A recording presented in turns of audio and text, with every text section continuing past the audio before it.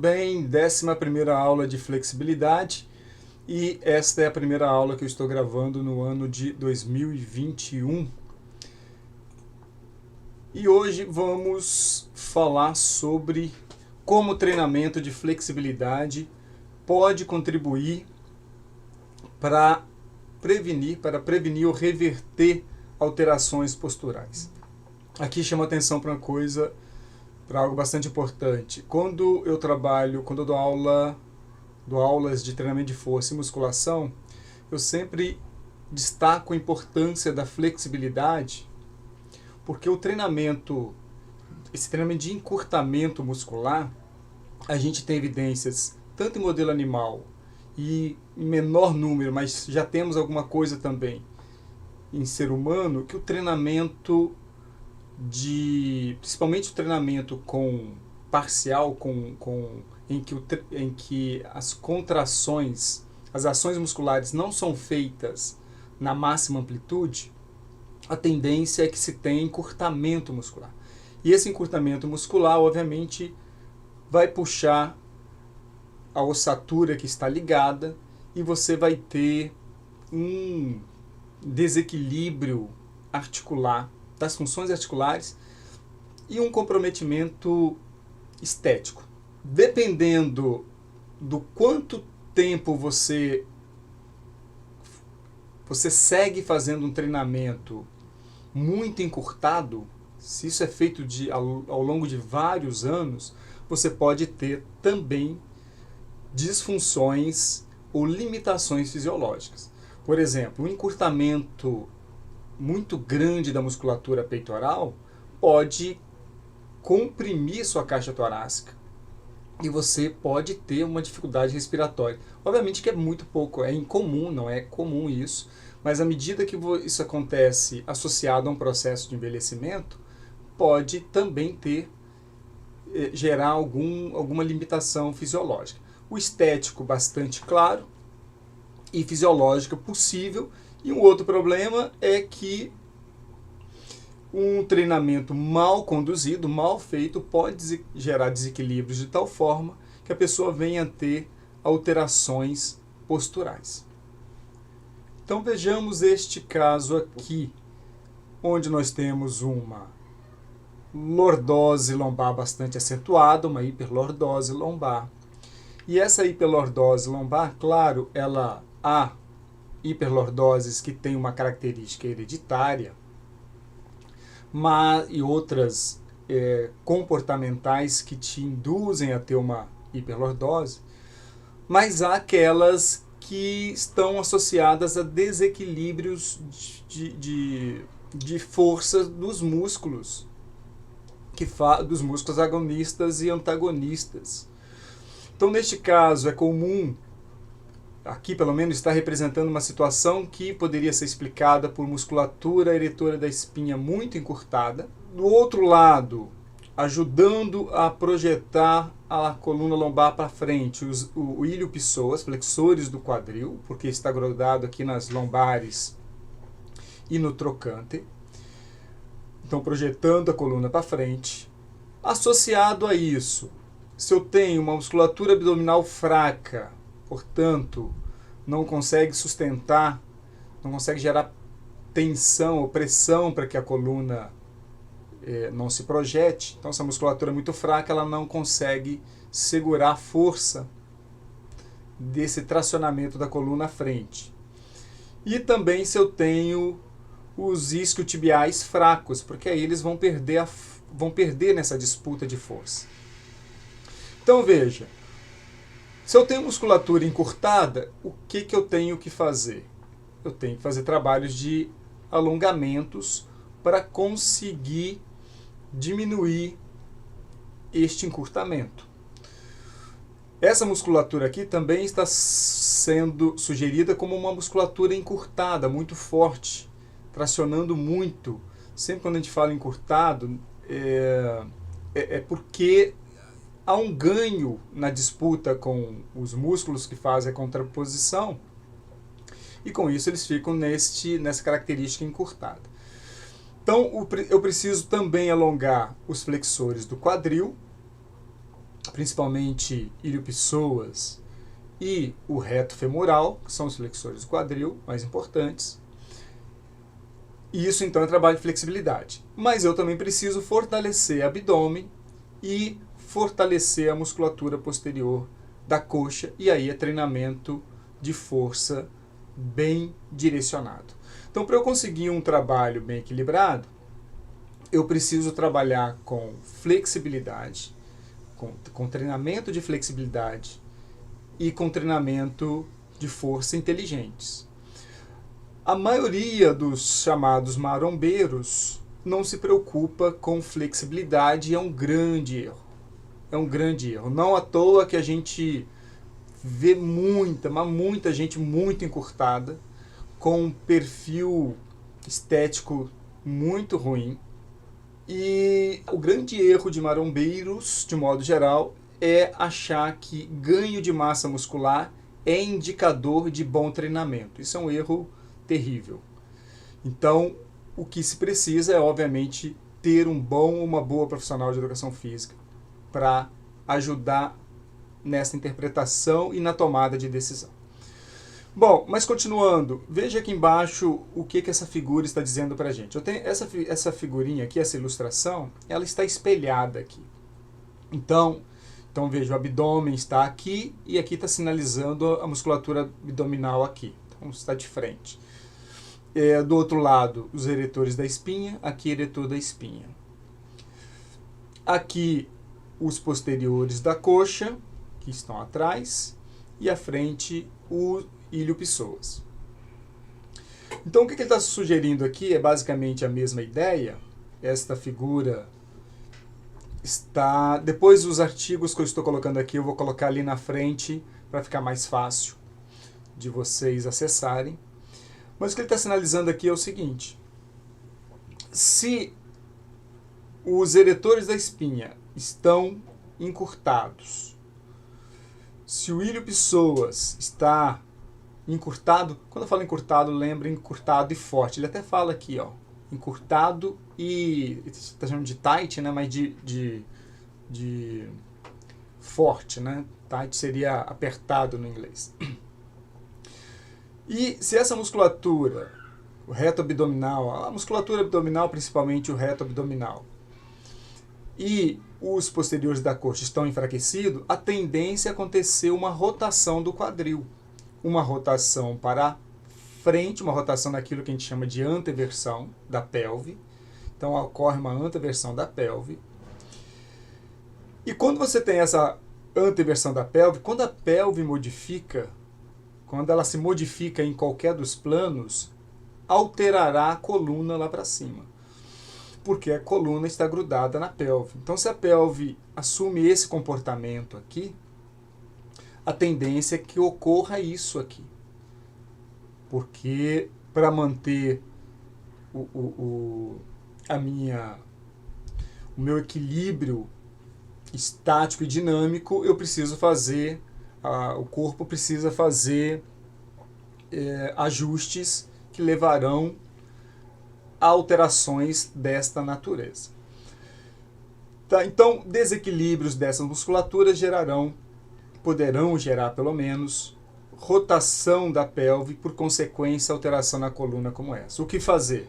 Trabalho de flexibilidade para alguns músculos, fortalecimento para outros, para tentar restabelecer um padrão postural que tenha sido perdido ou prejudicado, ou para prevenir desvios importantes de postura. Bom, eu estou bastante tempo nesse slide porque eu estou querendo chamar a atenção que a partir deste conhecimento eu posso pensar para quaisquer outras articulações, para a gente não falar de todas, para a gente não ter que falar da fisiologia articular de todas ou das principais articulações. Então a grande compreensão é essa: se eu tenho musculaturas agonistas e antagonistas desequilibradas nas suas forças, eu precisarei de flexibilidade e treinamento de força bem dirigido, bem prescrito, para prevenir ou restabelecer. E aqui foi essa figurinha que eu coloquei mostrando que, à medida que você tem uma lordose lombar, o ângulo aqui ficará maior, e é uma das estratégias que se usa do ponto de vista de uma avaliação ou de um diagnóstico de hiperlordose lombar, e aí mais no âmbito clínico. Essa figura, então, é só para reforçar, em azul, os principais músculos que contribuem para a anteversão, no sentido, os principais músculos em relação à produção de força. Esses músculos muito fortes irão rotacionar a pelve num sentido anterior, que a gente chama de anteversão, e isso, por sua vez, gerará ou poderá gerar uma hiperlordose lombar. Aqui há outro detalhe, até coloquei aqui para não esquecer. Eu estou falando dos posteriores da coxa, mas os glúteos também, né? Os glúteos, se eles também estiverem enfraquecidos, também, junto com os posteriores da coxa, eles não conseguirão segurar a força dos músculos opostos. E essa condição aqui é muito comum, porque nós fazemos muito trabalho no dia a dia com os flexores do quadril. Há ainda, em ambientes de condicionamento físico, uma hipervalorização dos flexores do quadril, que é um erro bastante grave. E nós temos também uma condição humana, que é a musculatura abdominal fraca, em virtude da nossa posição bípede. E glúteos também, a gente faz pouco trabalho natural de extensão do quadril. Então a tendência é que a musculatura do glúteo também seja fraca. E a possibilidade de reequilibrar essas coisas é com uma boa intervenção. Seguindo. O oposto também pode acontecer, embora menos comum, mas pode acontecer naquelas situações em que um treinamento físico ele é desequilibrado. E isso pode acontecer aquelas pessoas que buscam uma hipervalorização de alguns músculos e esquecem de outros.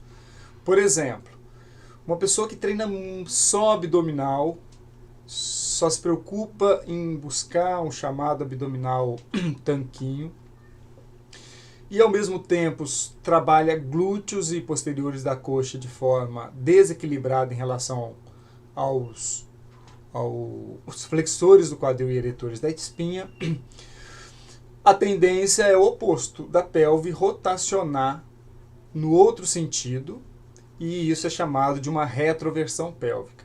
Se isso acontecer, se os músculos posteriores da coxa e glúteo e reto abdominal estiverem muito fortes, muito tensionados, e a pelve rotacionar, a gente terá modificação da coluna, e ela tenderá a isso aqui, uma retificação.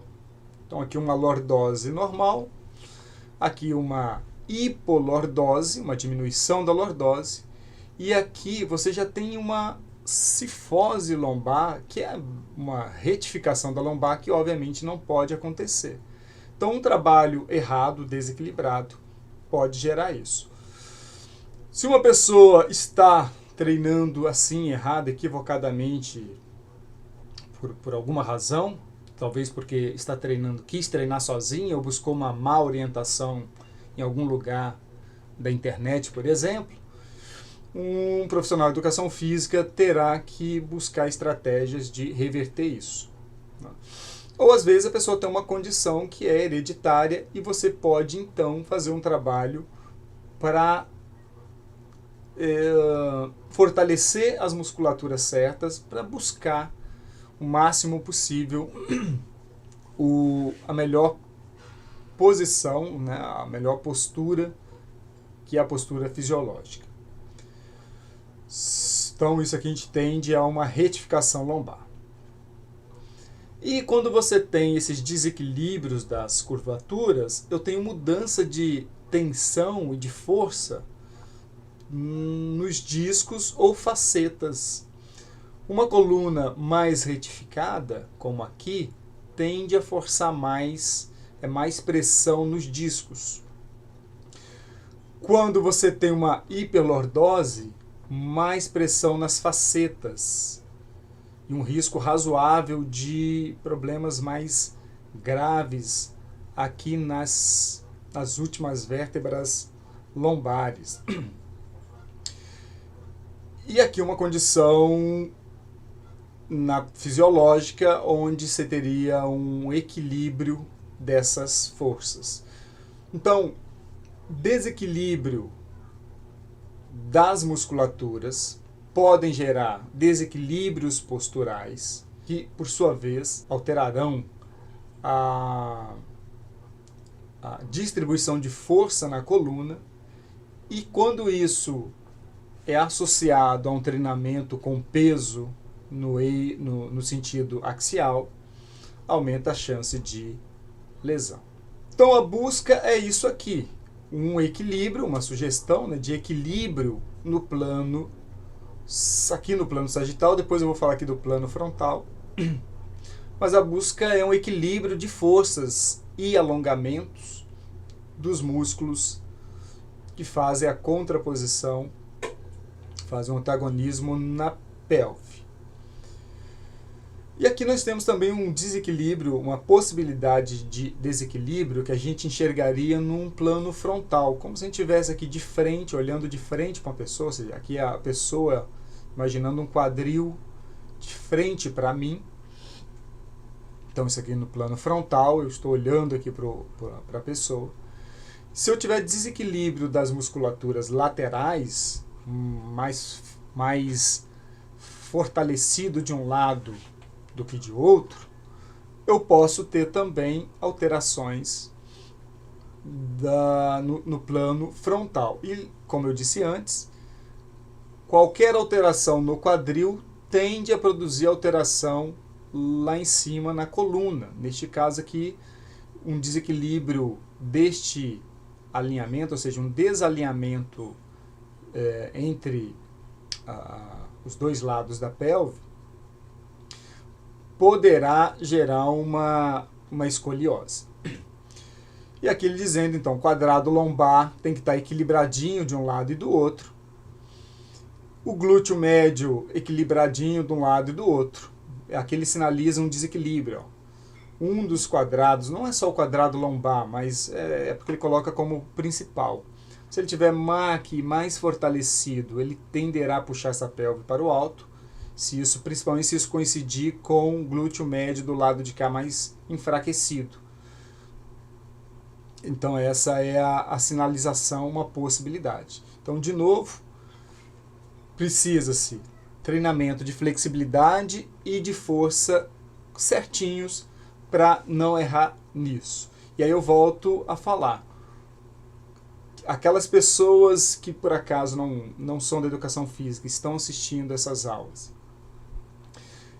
E se você é uma dessas pessoas que acha que ganhar massa muscular é o marcador de sucesso de treinamento, repense, porque a coisa não é bem assim. Há coisas bastante importantes na tomada de decisão, porque ganhar músculo você vai ganhar se você progredir corretamente. Agora, você pode ganhar também um conjunto de alterações posturais ou prejudicar ou piorar algumas que porventura você já tenha, a ponto de mais adiante causar lesões graves. É isso que eu insisto com algumas pessoas, principalmente alguns grupos na internet, que elas não conseguem enxergar que o ganhar músculo não é o melhor marcador, pelo menos não é o único marcador de sucesso. É só de sucesso para volume muscular, só isso. Então eu coloquei aqui num tamanho maior para a gente enxergar essa história, e esse desequilíbrio ele é possível.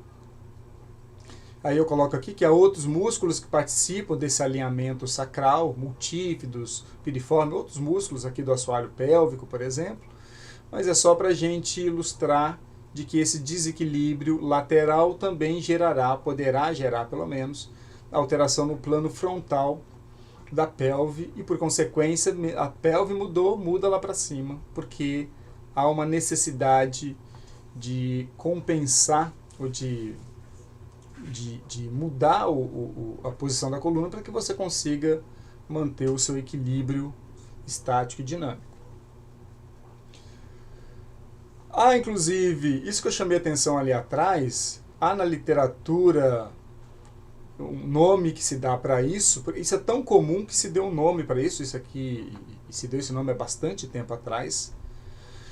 Se eu não me engano, não sei se eu vou acertar, mas deve ter sido lá pela década de 60, 70, por aí, que se chamou isso de síndrome cruzada inferior. Eu posso estar errando a data, porque eu não lembro com certeza, mas eu só quero dizer que é bastante antigo essa ideia de que o que é síndrome cruzada, o que foi chamado de síndrome cruzada inferior?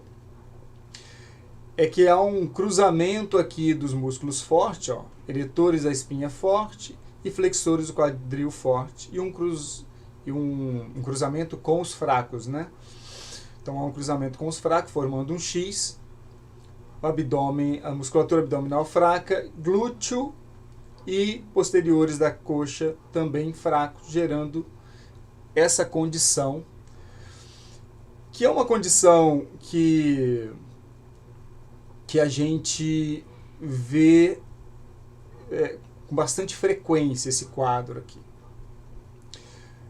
Há também uma chamada síndrome cruzada superior. Embora para as duas síndromes a gente não tenha grande literatura científica, é muito mais empírico do que científico, mas de fato é algo que a gente enxerga com bastante clareza, essas alterações. Talvez o que seja difícil é realmente estabelecer que sempre haverá esse cruzamento. Ou seja, será que talvez eu não possa afirmar que sempre que o abdominal está fraco, a musculatura posterior da coxa também esteja. Ou sempre que os eretores da espinha estejam tensionados, os flexores do quadril também. Isso particularmente eu acho menos fácil de afirmar, mas que é um quadro comum, é. E lá em cima você teria, e aí o mais difícil de afirmar ainda, mas uma coisa que é bem comum, a gente identifica isso na prática muitas vezes, até porque há duas situações que levam a isso: treinamento errado de peitoral, um exagero do trabalho, ou não exagero, um desequilíbrio do trabalho dos peitorais em relação à musculatura que faz a contraposição do peitoral, principalmente trapézios e romboides.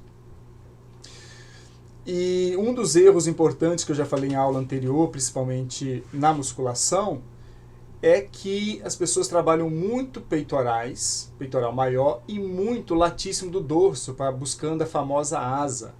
E esses dois músculos grandes e fortes, eles participam da rotação interna do ombro. Então, olhando lateralmente, nós temos um peitoral pode estar bastante fortalecido, não só, possivelmente latíssimo do dorso, redondo maior também.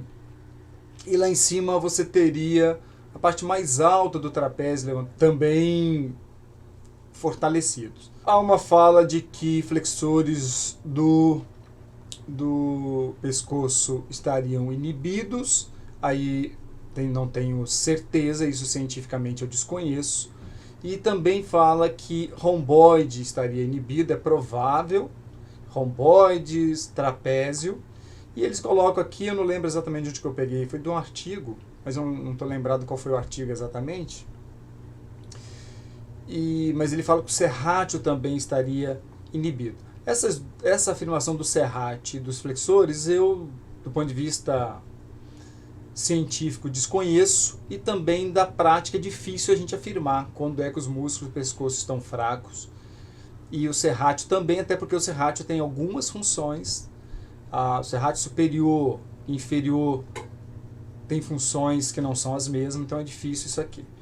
Mas que esse comportamento aqui é bastante comum, ou seja, uma rotação interna do ombro e um tracionamento das escápulas, fazendo com que você tenha esse tensionamento na região da caixa torácica, que com o envelhecimento pode chegar a gerar problemas respiratórios. Mas veja, além da questão funcional, certamente nós temos um quadro estético aqui muito prejudicado por causa de desequilíbrio, de erro de tomada de decisão.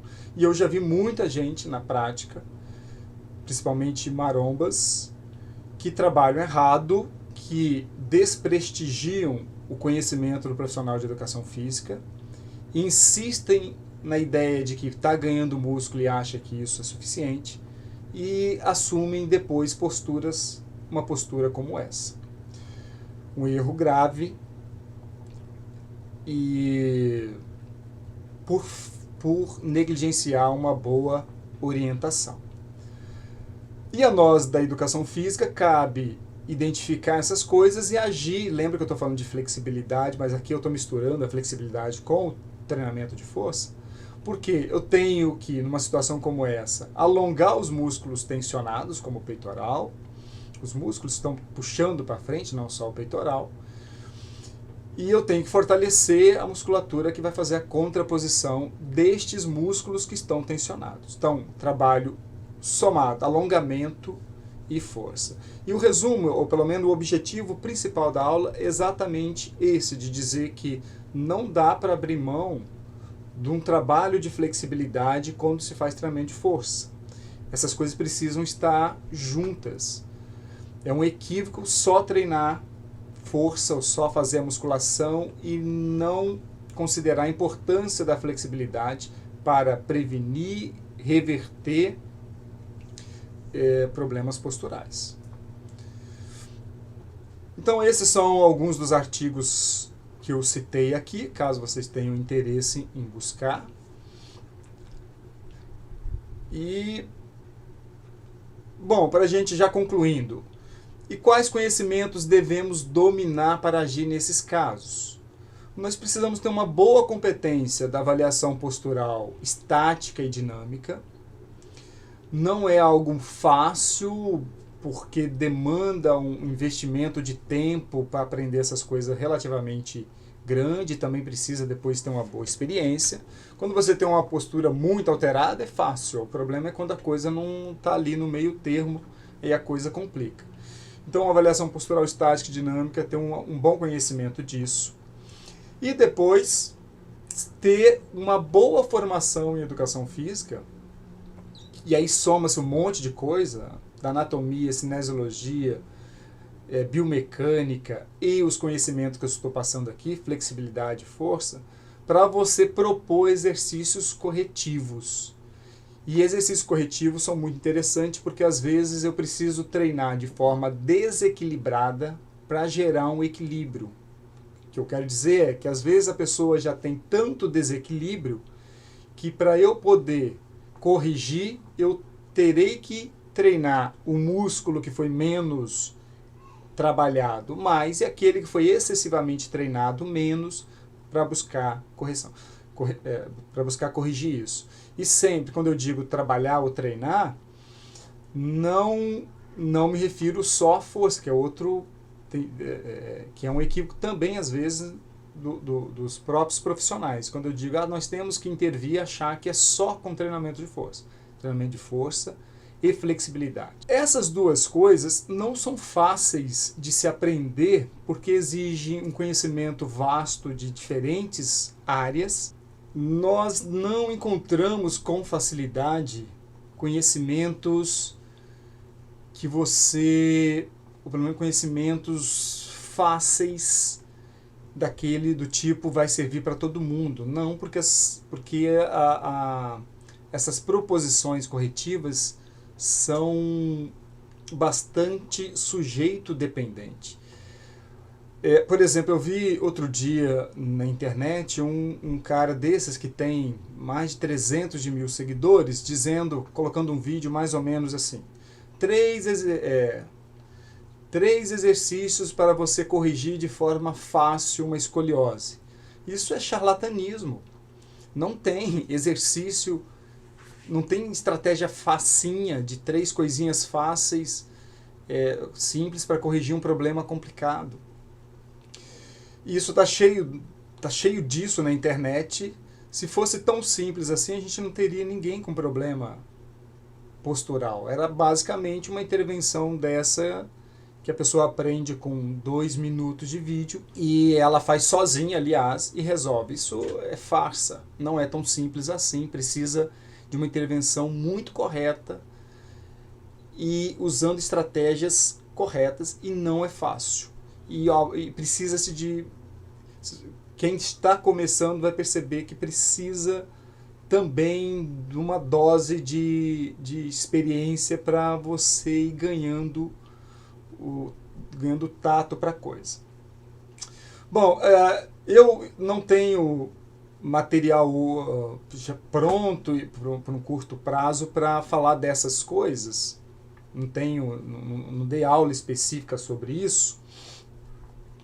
Então eu cacei na internet, ver se tinha algum livro, alguma coisa bacana que para quem tivesse interesse se aprofundar nisso, que eu sei que é uma falha, inclusive, tanto da educação física como da fisioterapia, porque eu conheço muita gente da fisioterapia, desde estudantes a professores. Então eu achei um curso que não é meu, tá? Não tem nada a ver com isso. É um curso que eu me parece interessante. Se eu não me engano, são 2 professores de educação física. E a proposta deles é um curso de exercício corretivo que eu imagino que eles vão abordar. Eles falam lá da avaliação postural e da abordagem de exercícios corretivos, que eu imagino que vai entrar flexibilidade e força. Bom, eu vou deixar o link ali na descrição. Clicando no link, abre um vídeo dos proponentes e você assiste o vídeo e, de repente, se gostar, me parece... A proposta é muito boa. Eu não sei, eu não fiz o curso, mas a proposta é muito boa. Eles, inclusive, falam que quem quiser fazer o curso e não gostar ou se arrepender nos primeiros 7 dias de curso, eles devolvem o dinheiro. Então, enfim, não custa dar uma avaliada, porque eu sei que é uma limitação das nossas áreas de conhecimento. Então eu deixo ali na descrição, depois vocês olham seguindo. Isso aqui é só para mostrar algumas coisas interessantes, né, que está nesse artigo. Veja que neste movimento a pessoa pode ter diferentes limitações de mobilidade. Aqui, por exemplo, mostrando uma situação mais próxima do normal. Aqui ele sinaliza algo que a coluna tem boa mobilidade, mas o quadril não. Então você tem este comportamento de movimento. Aqui tem uma boa mobilidade do quadril, mas da coluna não. Aqui que eu chamo a atenção coisas como isso, que é importante se ter uma boa formação de avaliação postural, tanto estática como dinâmica, para se fazer interpretações mais acertadas. Então está nesse artigo aí. E terminando então, na próxima aula eu vou falar sobre métodos de treinamento de flexibilidade.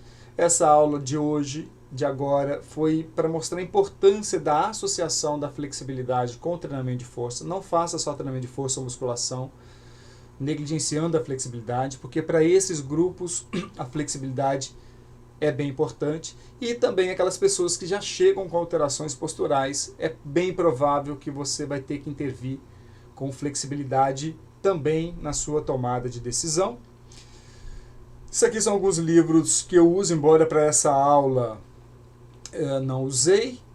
E o livro nosso, que está gratuito lá no nosso site, tem um capítulo sobre flexibilidade, que aqui é nosso. Você pode encontrar tanto digitando aí ou indo pelo QR Code. E aqui do blog, quem quiser, o blog tem postagens muito legais. E agora eu também fiz a novidade que eu tenho um Instagram. Quem quiser seguir lá no Instagram, este é o endereço. E as últimas postagens do blog foram essas duas aqui, bem legais. Repare que são conhecimentos que contribuem, adicionam para a formação. Tá? Essas duas aqui fui eu que fiz. Isso aqui meu nobre amigo Divanei, Doutor Divanei. Então é isso, até o próximo encontro.